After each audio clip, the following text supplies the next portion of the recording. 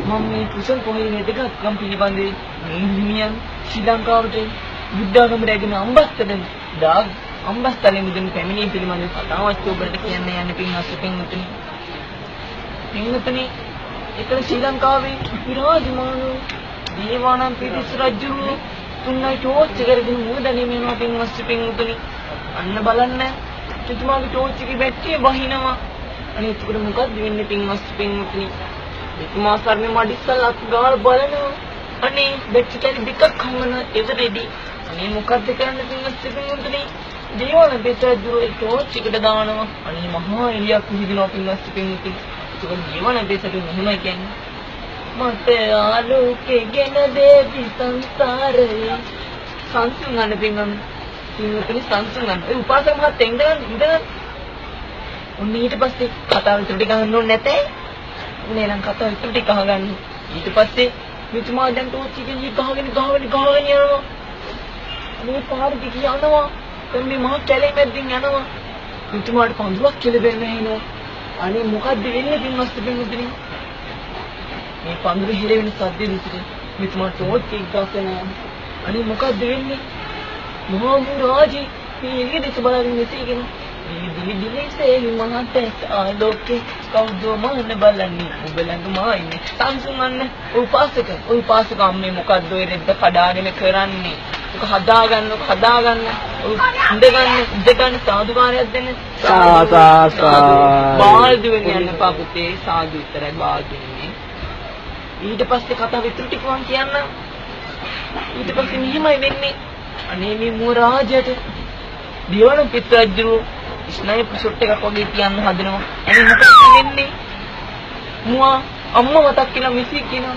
අවසානි මොතමාගේ පොරකය දැසමානේ අඬන්න එපා පින්වත්නි. සංවේදී අවස්ථාව සංසුන් ගන්න. සාදුකාරයක් ලබා දෙන්න. බාල්දු. ඔන්න පින්වත්නි. ඊට පස්සේ පින්වත්නි මොකද්ද වෙන්නේ කියලා දන්නවද?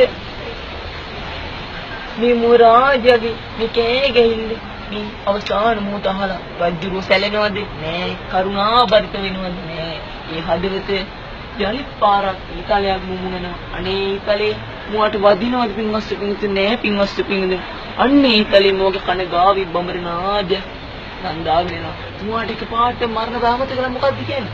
බඹරනාදේ ඇතෙන මානේ රැඳෙනු මාගේ සුවඳ වාගේ සංසුන් ගන්න කතාව ඉතුරු ටික අහන්න සාදුකාරයක් දෙන්න.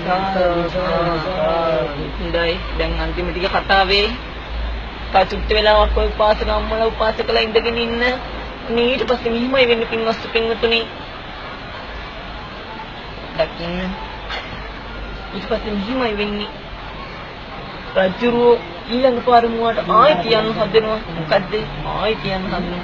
අනේ එතකොට මොකද්ද වෙන්නේ? නීදු හිමියෝ අම්බත්තලේ මේ මිහින් තලා ගල උඩින් නම් විසිගෙන තිස්ස උපසා සිටිනම් මම මෙසේ කියන්නම්. මගේ ඉස්සේ ඔබට තියෙන ආදරේ තරම් සංසුන් ගන්න. ඊට පස්සේ දැන් කතාවේ අන්තිම පොඩ්ඩ මම මේ කියන්න යන්නේ. මොකද්ද වෙන්නේ කියලා දන්නවද?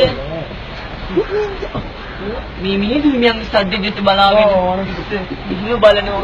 අනේ මුවා මොකද්ද කරන්නේ? ලදා අවස්ථාවේ පැනලා දුවනවා. අනේ මිහිඳු හිමියන්ගේ කතාවට රැවටිලා ඒ දිස්ස බලපු ඉස්ස මුවා පැනලා දුවනවා දැකලා මිහිඳු හිමියට මෙසේ කියනවා. රැවටුණු තරම් ඔබෙහි මුංගම කවුරුත් දන්නේ නැහැ තරම් කඳුලක තරම් දෙනුණා හොඳේ. ඇත්ත නේද පින්වත්නි? ඔය පිරිකර පොඩ්ඩක් මෙහෙට ගත්තා නම් ඔය පිරිකරේ සාදු කොලේ අදාළ නෑනේ.